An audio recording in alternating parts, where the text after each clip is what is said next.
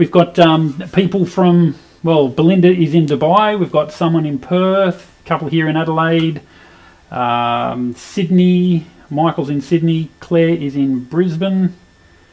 And there's, as I was saying earlier, somebody in Idaho in the US. But she's not going to be joining us live for obvious reasons. It's the middle of the night there. Rach from Adelaide. The best thing happened today with me is knowing that I've achieved a number of things on my list. Excellent. Just swapping cameras, and this one is not working. Kadena, South Australia. I've just come off a Zoom meeting. Awesome. Well, this, I assume, okay, hello everyone. Happened to me today was someone had packed lunch. Ah, awesome! You've trained them well, Dan. Well done. And Michael's made it in. Awesome, Michael. We're just typing into. We're waiting for everyone to pop in the. What's been the best thing and where are you from? Best thing of today. Done to-do list. Awesome. How is the weather in Dubai, Belinda? Last time I was there, it was hot. Has it got any hotter? Boiling. Well, outside here, it's just started raining, and it is about 10 degrees. That's cold. For those on my screen, Jennifer is up on the top. What's that left-hand corner in the orange room? She is my assistant. And many of you will have spoken to her or had her assist you in something. When you receive things on time from me, you can thank her. And whenever there's a stuff up in an email, you can know that I have had a hand in it, not Belinda, not her. So now that we're waiting one more person from Perth, but working in the mining industry as he does, he's probably out on a site somewhere because they don't have restrictions. So welcome to the Mindset Mastery Program. And the promise of this program is how do we remove the limiting blocks that stop us succeeding? And the idea of this is so you can be more successful. However, that success is determined for you. That might be selling more stuff. It might be a better relationship. It might be whatever success is for you. And the way to be more successful is about doing less. Now, this sounds like a bit of, I found a perpetual motion machine, but it's about how do you do less of the things that stop us from succeeding.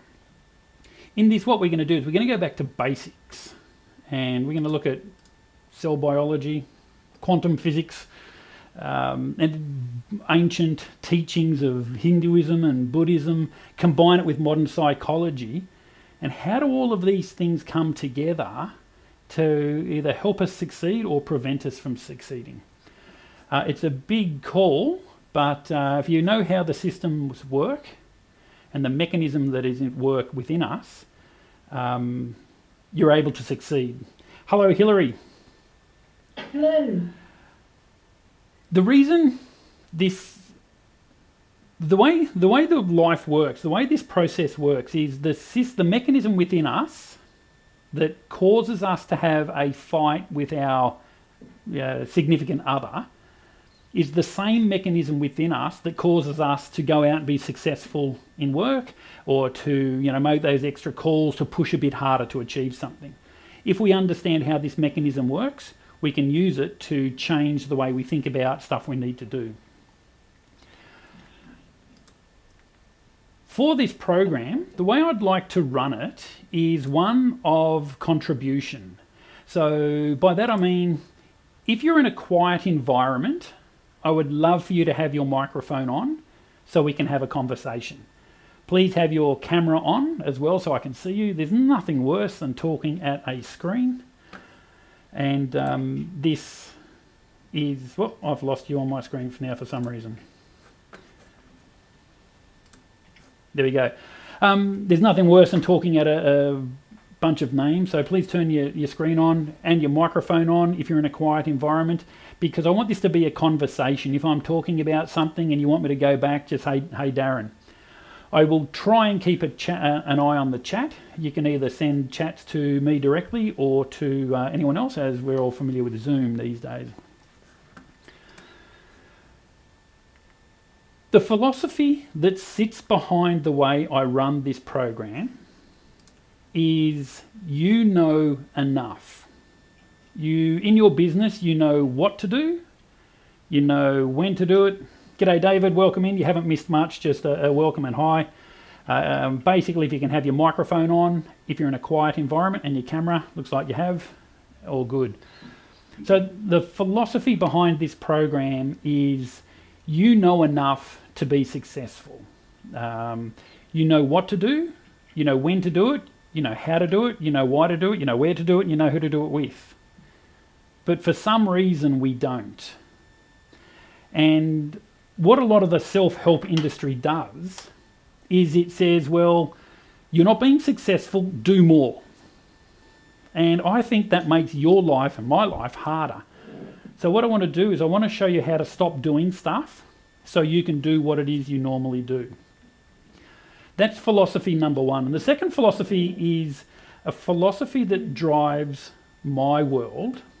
And that philosophy is that everything is perfect the way that it is. We may not like it, but it's perfect the way that it is. It's almost a cliche when you hear someone who's been through something like cancer or a divorce or something terrible, and a few years on the other side of it, they say, oh my goodness, it was the best thing I have ever been through. I'm so glad I went through it. I know that's true for my divorce. I'm so glad I went through it, although it was painful at the time.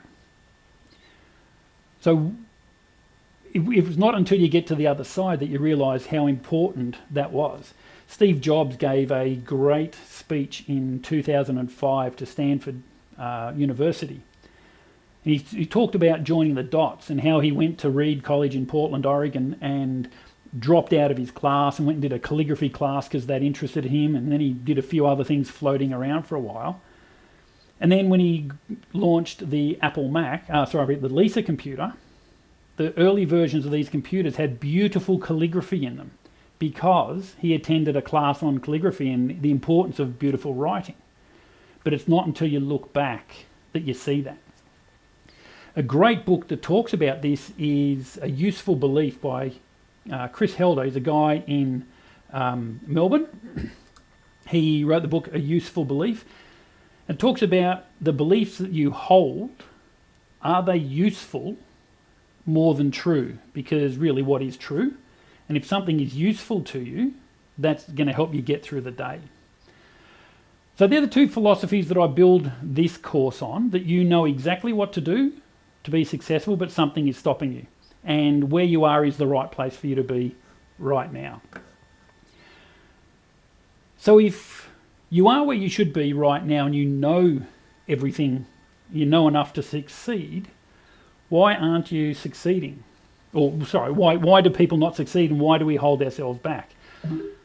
The main reason is imposter syndrome. Imposter syndrome is huge. I work with a number of very, very senior leaders in organisations who have the imposter syndrome, and they're very successful at what they do. They know what they're on about. They lead and they have the respect of everybody. But if they're asked to stand up and speak, they turn to water and they say, no, I just can't do it. And this is so common. I was talking to a gentleman this morning by the name of Dan Gregory. He was on the Gruen transfer. He and his partner Kieran Flanagan ran a small ad agency, only about 10 people or so, and it held the Australian Coca-Cola advertising contract for 17 years.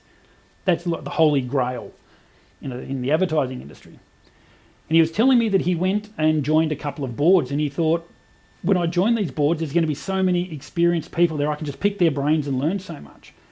And on his first day of sitting on a board, the first board meeting for this big organisation, he realised that everybody was deferring to him. What do you know, Dan? What do you think we should do? And what he spotted was all these people with massive imposter syndrome. They actually knew what to do, but they were talking to somebody else. What do you think I should do? There was something that caused them to not believe themselves. And what that means is clever people don't speak up, and that's not good. But we've got to get around that. So what we do is we put scaffolding around our world to make our world seem as though it's easier.